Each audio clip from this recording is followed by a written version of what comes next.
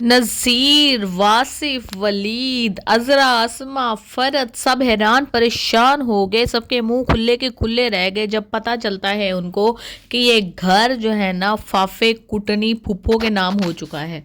عذرا کہتی ہے ہائے ہائے، میں تو پہلے ہی یہ کہتی تھی یہ پھپھو اور اس کی بیٹی بہت ہی چالاک عورتیں ہیں، دیکھ لو ویسا ہی ہوا، اسی مقصد کے تحت آئی تھی اس گھر میں اور انہوں نے کام دکھا دیا۔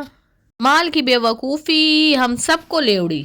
بات بھی بالکل ٹھیک ہے، پھپھو صاحبہ نے پہلے گھر بیچا، پھر اسی پیسے سے اس کی 420 لڑکی نے اسما کو چونا لگایا، سارے کی ساری جو ہے نا دکان اپنے نام کروا لی۔ اسما صاحبہ اس کے کہنے پر سب سے چھپاتی رہی، ایون کہ عذرا سے تو وہ بات ہی نہیں کرتی تھی، کیونکہ عذرا کبھی کبھار اس سے پوچھتی تھی۔